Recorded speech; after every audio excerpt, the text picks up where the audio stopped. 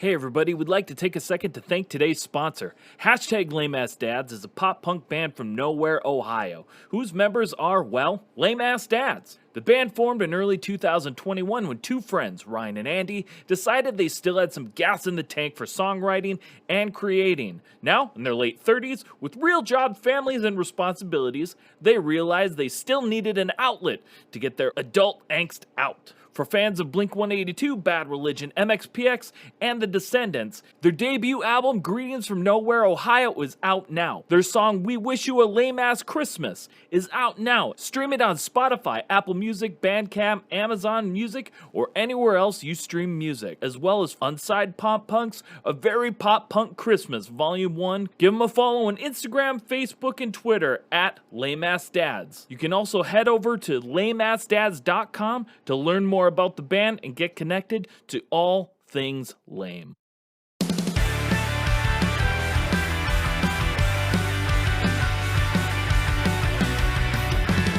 Welcome back to another episode of Where Did All My Friends Go?, a podcast about life in the music industry.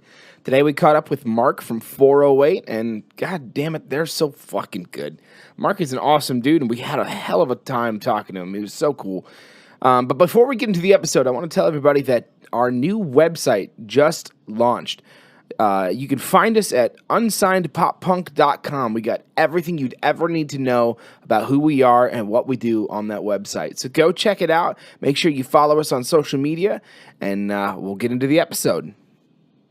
And we're back with our very special guest, Mark Ferruti. Dude, how you doing today, man? I'm doing awesome, man. Glad to be here Sunday morning. Almost Sunday afternoon, and ready to talk about some pop punk, man. Dude, let's do this. So before we get into the actual depth and the meat of the episode, tell everybody who's listening right now, what it is you do. Who is Mark Ferruti? I am a lead singer and bassist of 408, and I've been doing music since I was about 14. And but my main passion project and my serious project that I've always wanted to start was 408, and I got to start it in 2017 with some really good group of friends and good producers, and that's just been my passion so far the last 4 to 5 years, however long it's been. That's awesome. And before we continue, I just want to say that there's this guy on TikTok, right, who's he's got the state of Ohio plastered on his wall or whatever, and he's always talking about new bands in the scene. Jesse? I think so. I think that's his name. And Jesse Lee, yeah, he's dope. Jesse Lee. And I saw him talk about 408, and I was like, oh shit, this shit slaps. Fuck yeah. And then I also ended up getting into existential dread because I'll never make it onto his TikToks, and that's that's fine. It's fine. You just gotta talk to him, man. He does podcasts too. What's that? He does podcasts. Ooh, yeah, he does. Wow. Mm-hmm. Maybe there's still a chance. Mom, if you're listening. No, I'd say he's probably one of the coolest guys in the space. Just a super cool guy, great taste in music. One of the, just one of the nicest guys. Just reach out to him. I'm sure. That's awesome, man. That's really what it's all about. Is just being nice. It doesn't take a whole lot to be nice, just quit, drop the fucking ego, just be a nice person. Yeah. In anything. It doesn't have to be music. Anymore. In anything. Just be nice, guys. There's too much shit out there not to be nice. All right. Well, you just said that you guys were formed in 2017, and that's actually, not all that long ago. And quite frankly, we're kind of at least in my own head, I'm kind of just forgetting 2020 and then 2021 as years. They don't really exist, We're still in 2019. Yeah. So the band's been alive for 5 years, but really it's only been 2 years active, maybe. Exactly. So I that's what I hate about this. We're 5 years old, but at the same time, we had 2 years off. It doesn't help. But with that said, you released your first EP, Mrs. Lemon Squeezer, and then released Oops a few months later with the track Wasted, garnishing a great reception. Those early EPs had a more traditional pop punk sound. So what made you decide to add a more pop influences like hip hop to your arsenal? So we started working with Andrew Wade in 2019, and then we still did another traditional like Blink-182 pop punk straightforward record called Carrie. Mm-hmm. And that was like the beginning of the switch right there, because, Andrew's he's worked with so many amazing bands. A Day to Remember is like my top two or third influence of all time. So getting to work with him was amazing.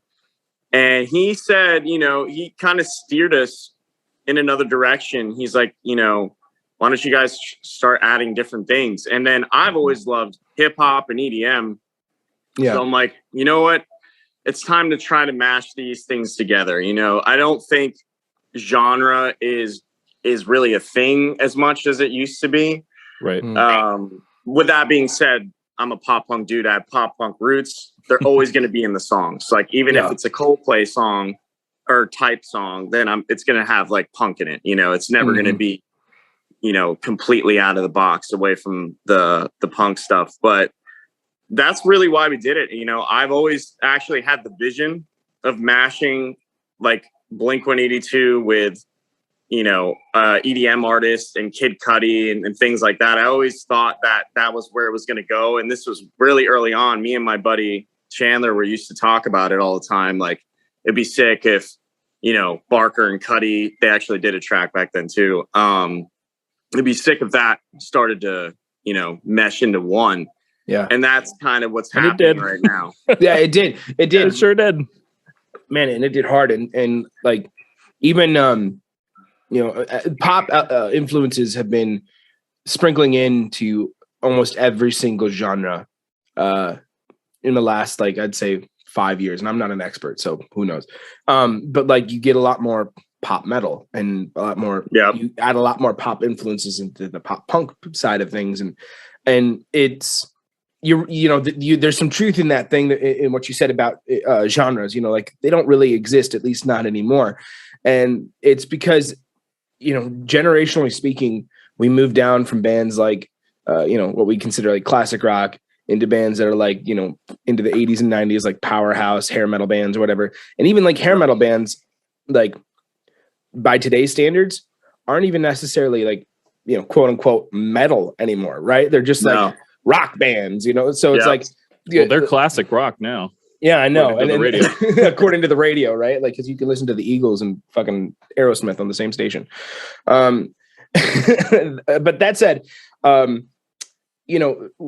it comes down generationally, we are influenced by what our parents were influenced, my dad grew up listening to, Poison. So I listened to a little bit of Poison, but at the same time, like Blink-182 was sick. So like, you're getting these like 80s, 70s, well, Poison isn't 70s, but no. The idea behind it is you're getting these like older bands and then you're discovering the newer bands. And you're like, I really like both of them, and you meld them. And then that's the brainchild, but even now, like 2 generations away from us are going to be like, my dad used to listen to this, and now I'm listening to whatever the fuck is new now.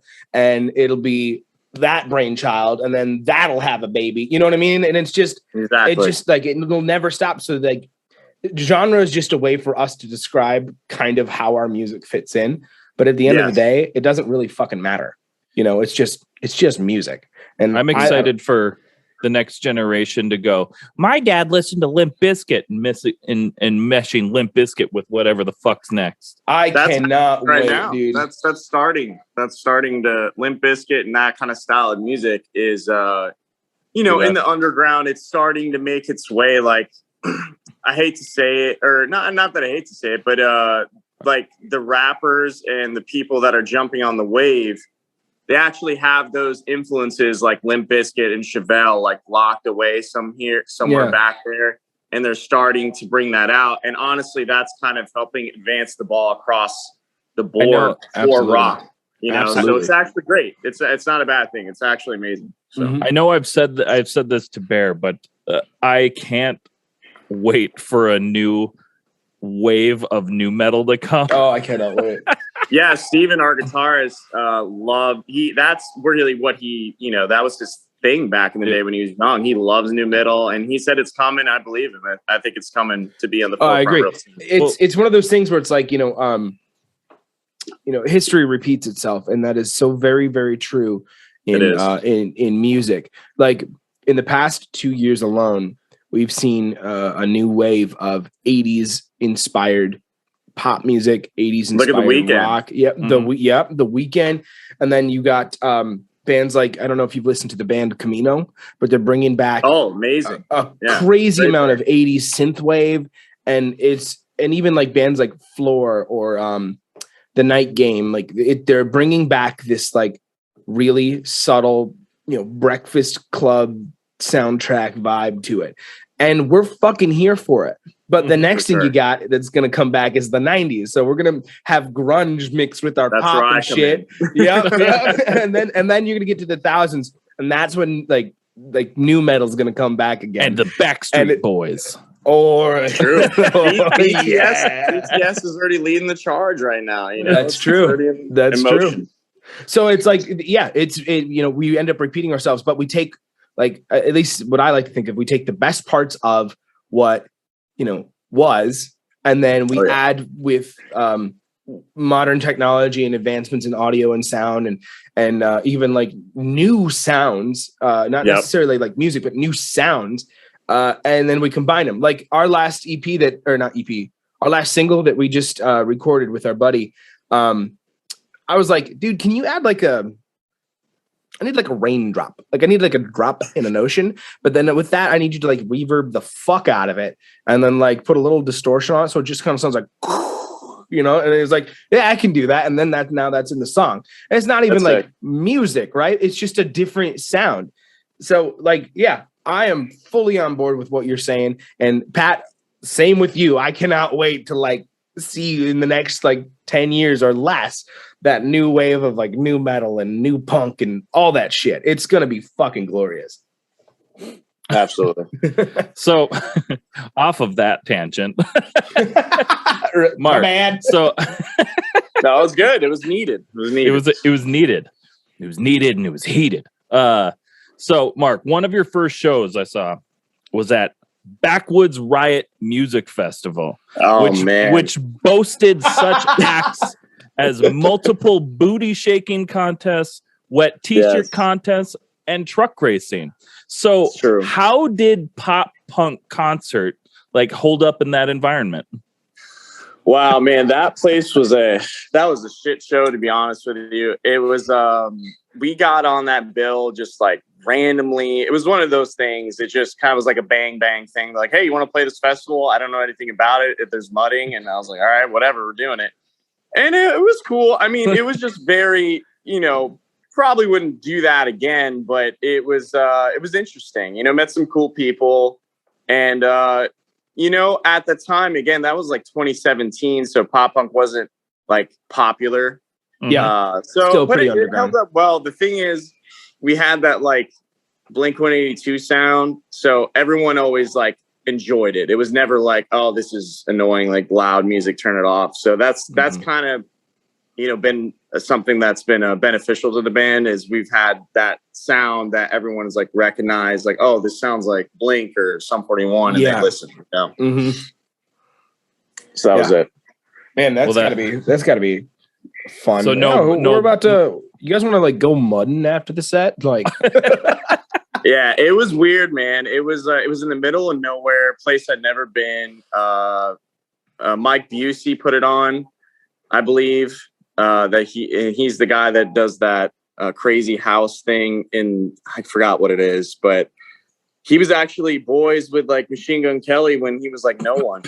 Mike Busey, and it was cool. They only did it 1 year. It was supposed to be something that like happened all the time. But it was interesting. Probably the weirdest show I've ever played. I'll say that. Okay, that's what I was going to ask. I wanted to see if that was your weirdest show, because it makes me think of this time. Gosh, it was early 2000s. We played. An old band of mine played this show, and we got there. It was in Finlayson, Minnesota. Just this tiny podunk little area. It's just a small area, and we ended up playing at a condemned school. Holy shit. And it was a little terrifying. We didn't know it was condemned. They didn't tell us that. Damn, that's fucking nuts. It was just called the Showcase Music Hall, and we're like, all right. So we got there. It was condemned. They like the people were living in it. I'm pretty sure they were just squatting in it. I don't think anyone rented it. They were like, you want us to give you a tour? Fuck yeah, let's see the tour. So we're wandering around, and he's like, yeah, and he shows us this like little hallway with a window at the end of it, and he's like, yeah, this is where I shoot my gun at the boys across the street fucking with my dog. And we're like, what the fuck is it? Well, I don't shoot them. I just shoot like near them to get them. Be like, yeah, where's my dog? And so that's fucked. And I need you to tell me stories so much more often. I've got so many stories, man. But then they brought us down. They're like, you want to see the boiler room? We're like, fuck no, let's go. So I went down, and they're like, yeah, the boiler room, we had a Halloween party. And so we're like, oh, that's scary. And like, so we went down there, and like literally it was just, they left everything up. It was like a bunch of like shit hanging, like scarecrows type stuff, or you know, like they made like bodies hanging and stuff from the ceiling. I'm like, God. Well, those are probably real, and probably one of them boys across the street. Yeah, so we ended up playing. They kind of had a sound system in like the gym which had a stage on it, and they tried to get us to spend the night, and we're like, fuck no, man, we are out. We literally played, got the fuck out of there, because no one came to the show. We just played for them. Jeez. And yeah, that's like some serial killer shit. It was when you do this so random scary. shows. We got booked to play. We got booked to play a show called Pussy Fest 3029 or 3019 or whatever the fuck it was, and we're like, Pussy Fest, sign me up. So we fucking cats. No, it was just full of cats. No, so like there's a couple bands in the bill that were friends of ours.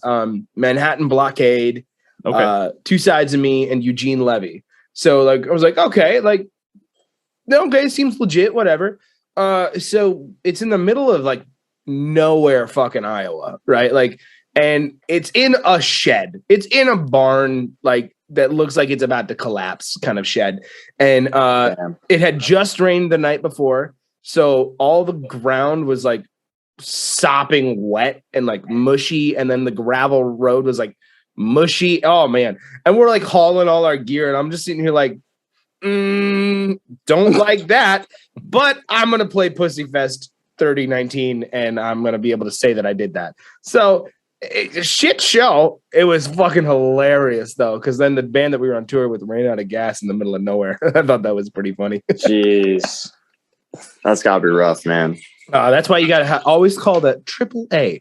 We are not sponsored by AAA, but AAA, if you are listening, we would love a sponsorship with you, please. Thank you very much. We are looking for sponsors. All right, man. Well, that brings us to our last question of this segment. You had just previously mentioned that you worked with Andrew Wade, so I'll just ask the question then, because like I'm not sure how else I'm going to phrase it. You worked with the legendary Andrew Wade for your newest upcoming music. Like, tell me more about like what that was like. Cause like you said before, he was, he's worked with amazing bands like A Day to Remember, who like is one of all of our like hugest inspirations. So like, what was that like to not only work with him, but to be in that mind space? Well, we've been working with him since 2019, and the best way I could describe it to you is everything great that A Day to Remember ever did, because I don't know how deep you've dove into the records. I'm sure they're very deep, and all those amazing moments of all the records up, Common Courtesy all the way down to For Those Who Have Heart, just those, that's what I consider like the best A Day to Remember era to me. But right. Andrew is the one behind that, and that's what I could say. When you work with him and you bring him a song, that you flesh out pretty well. And he just adds these things that you would never think of. And they may be the smallest of things, and some of them may be large, but when he touches a song, it's just magic. And he's probably the most talented musician I've ever met. I'll say that, you know, just his idea, like top down musician. He can play guitar, he can play bass, he can sing, and his ideas mesh with yours so well. And he just brings the best out of you. And that's really what a producer is. And it's also time to, you know, shout out Andrew Karpovic, who is at the Audio Compound as well with Andrew. They work side by side. And I can say the same for Andy Karpovic. I mean, he is just unreal talented. They collaborate on a lot of things. It may not be readily known, but Andrew Karpovic is actually behind a lot of the newer sounds that we've been doing with synths and trap beats and things like that.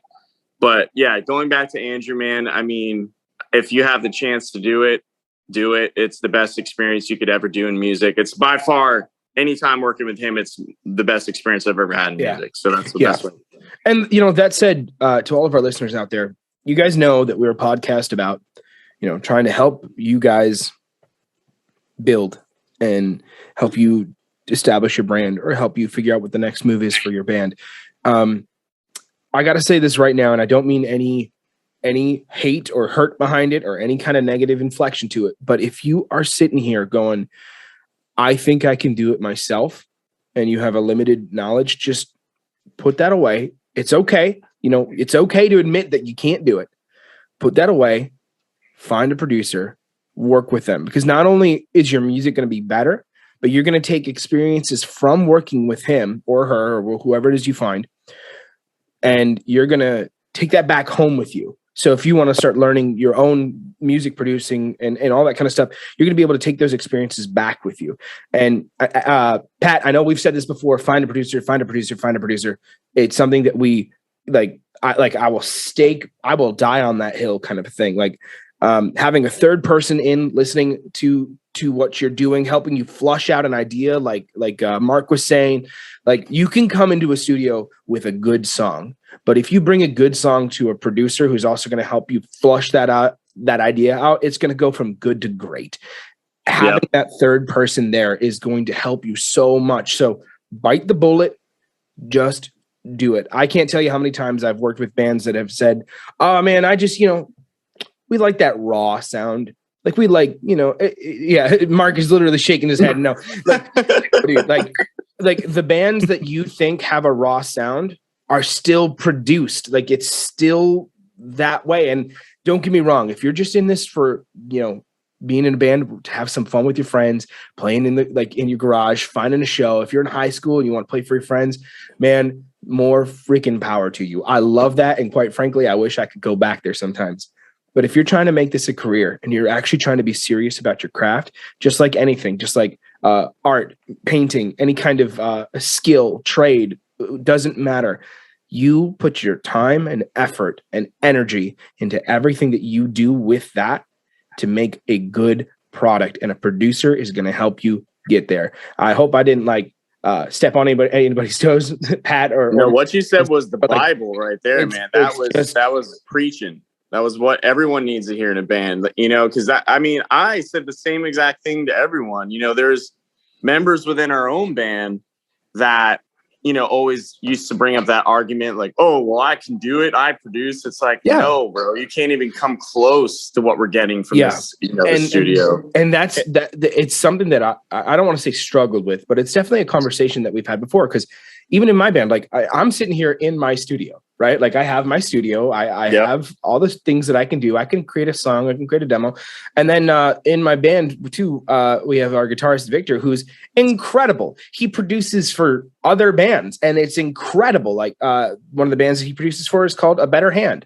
They're out of Minnesota. They just got signed to Mutant League Records. They're doing incredible. He writes a lot of their music for them. But when it comes to our own shit, we'll write it and be like, okay, this sounds great. Let's make it better. And then we take that and whatever we wrote, and then we bring that into the studio. And it's that much better. Mm-hmm. Like it's insane. So, and we've had that conversation of, well, we could just do it ourselves. And so we kind of like we compromise, right? Like if we're going to release a cover, sure.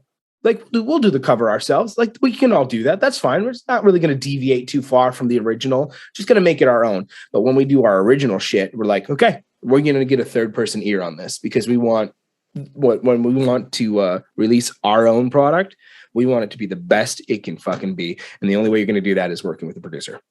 It's the only Excellent. way. Well said. All right, man. Well, we're going to take a quick break here and then we're going to get into our next segment. All right. Sounds good. Alt 1037 presents Unsilent Night, December 19th at Gillies in Dallas. 5 rooms of live music and holiday attraction featuring Sleeping with Sirens. Can't hang then, there's the door, baby. Can't hang then, there's the door, baby. Grandson. Get your hands dirty. Nessa Barrett, Nothing Nowhere, Kenny Hoopla, Royal and the Serpent, Carol's Daughter, Suko, Jairus Johnson, and many more. For tickets and info, visit unsilentnightmusicfest.com. And we're back with our next segment. First off, Mark, we really want to thank you for being here. Like this has been absolutely incredible. Like I already like you. You're fucking awesome. Oh, thank you, man. Yeah, Thanks good for having me. You're a good dude. And, I feel bad because like Pat's like, Pat and I will go back and forth because we get the notifications on our phones like, oh man, do we have to reschedule again? Ah, damn it. Fuck. No, that's all my fault, man. It's all good, dude. It's like, It was all of our faults. It was each all of one our of us faults. had to do like because Bear had one, you got sick, and then I fucked up one. Like literally, each one of us like did this. yeah. I was the last one. But we really want to thank you for your patience, man. Like, No, thank you. I awesome. owe you a thank you as well, man. We're here on Sunday morning to preach. You know, we're in the church right now. We are in the church. I love it. I love it. All right. So this is our next segment. This segment is called Obscure Question Segment. This has nothing to do with music and everything to do with whatever the fuck you want it to be. Cool. All right. Pat, go ahead and take the first one. Okay, so I think we'll start with so when thinking on the annals of history, like what is one thing you wish you could bring back to the modern era? That's a good question. I was always into the Roman shit like a lot, like the architecture. I love Mediterranean architecture. More of that would be cool. Yeah. Also, the vibe of the 1920s, I think, would be really cool. Like 1920s America. Yeah. I love Rappers. big band, like Frank Sinatra, Dean Martin stuff. Dude, how cool would it be to go and do like a club, like I don't know, like a dinner club, right? Oh, amazing! And you're hearing a band cover like fucking Glenn Miller or some shit. But Or here's like the thing, Benny crazy. Goodman, and you're just But- like big ass band, and you're like, but Bear, shit. you'd have to start like putting like suits on like every day. I will. Will you? I just bought me some suspenders and a button down tie. I will dress the fuck up, and I will go to. I don't even give a shit. I don't even give a shit. I would go with Mark. Okay, Mark and I would be dressed up to the fucking nines. Yes, we and- would. Like I'd have a Cuban and a whiskey, right? And That we sounds personal. it sounds incredible. And then I'd just be Yeah. like leaning up against the bar, just listening and watching the big band play. I'm just like, That's life right there. That's all they did. that's all, yeah. And then I would just say "see" a lot, you know. I'd just be like, see. Be a Bugsy? right. All right. So one of the things that we like to do here, we like to try to like dive really, really deep into our guests. Sometimes we find gold nuggets, sometimes we miss. So with that, there may have been something that we picked up, but you have to confirm or deny it. Sure. Were you an extra on the made-for-TV movie Life with T.O.?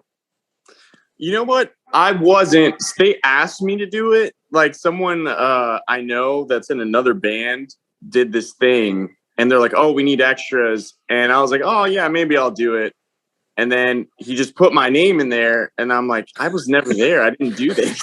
So, you know, it's It was still right. I mean, It was still right, Pat. You did it. You fucking did it, my dude. You are Yeah, the it is second. You true. are the second guest that has either like been on a movie or like been like in a movie credit. And it's always weird because you can always find somebody with like the same like fucking name.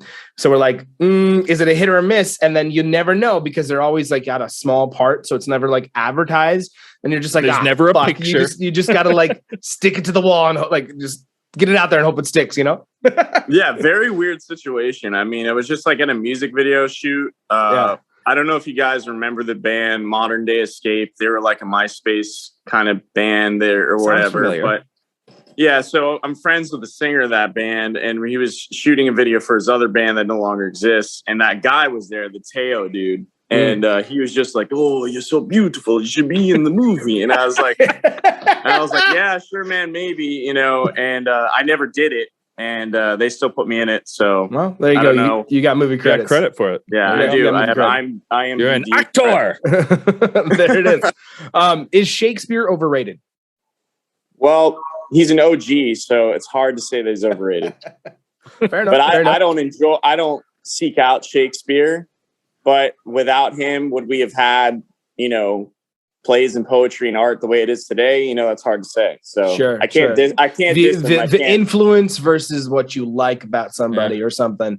I get that. I get that. You can't be dissing on no Shaky. And like the Cure, it's a Willie good example. Speaks. Like the Cure inspired Blink. I think Robert Smith's talented. I don't enjoy the music that much. There's like maybe a couple of their hit songs I'll listen to, but I'm not listening to the Cure. Fair enough. But if that made Blink, then, you know, you got to respect it. Absolutely. When is the right time to tell someone that you love them as a friend? Is this a sexual relationship or non-sexual relationship? Yeah, sure. you choose, man. Oh, man. The right time. If you just don't, you know, if you just know that whatever that is and whatever, you know, the love is it's limited love. That's the way I'll put it. So you can only go so far. That's when you got to tell them.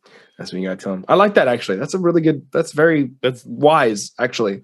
Once you find out, once you understand it's a limited love, you got to say it right there. Yeah, exactly. That's like, damn, that's a song right there. Yeah, limited love. Yeah.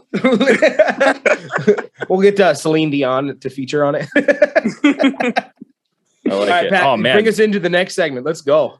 Okay, so this is our last segment. It's called Rapid Fire Questions. I need you to just speak from the heart. You hear it, you answer it. You ready? Sure. Pizza or tacos? Tacos. Saved by the Bell or Boy Meets World? Boy Meets World. Mortal Kombat or Street Fighter? Mortal Kombat. Dogs or cats? Dogs. Pudding or Jello? Pudding. Are you a day or night person? Day. And the last question, Fall Out Boy or My Chemical Romance? Ooh, man. That's tough. I got to go with My Chem. Yeah. That's I'm the right not answer. even really the biggest My Chem fan either, but they just had so many hits and so many songs that moved like the genre. My Chem helped right define way. a generation. They really did. They did. Mm-hmm. To me, I mean, I guess I'm being a little honest here because I was like, when I started even diving into music, I wasn't allowed to listen to Blink-182 really until, you know, I discovered them on my own.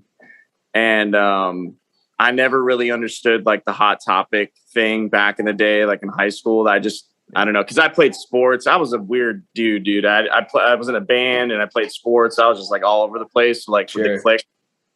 Me too. It's all good. The Don't one, worry about it. the one click I never got into was the Hot Topic one. But honestly, looking back and looking at the history books, like what My Chemical Romance did was genius and smart. It was great. Absolutely. Well, Mark, that's it. You made it through the podcast. Congratulations. I'd give you like a cookie if I could, but like, Dude. Good job, man. Thank you for having me. Yeah, of course. Before you go, tell us and tell the listeners where we can find 408 and how we can follow you. Sure. You can find us on Spotify, Apple Music. Just type in 408, we'll come up. We're on IG, 408 at 408 Music. We're on TikTok, 408. You know, type it in, it'll come up. I think it's 408 Band. And Yeah, just you can find us on any platform. You find us on YouTube. We have music videos out, and that's pretty much it. Anywhere you can listen to music, you'll find us. Awesome, man. And guys, Hell yeah. don't sleep on them. 408 Oh, is, God. not only are they amazing, but they're going to be one of the next big hip hop punk bands out there. And we can't wait to see the amazing things that they're going to do. Mark, again, thank you so much for being here, man. We really appreciate it. Thank you so much. Look forward to hearing more from you guys. All You guys right. are awesome. We'll catch you later. Thanks, all right, brother. All right. Thank you, man. Bye. See you. Have a good one.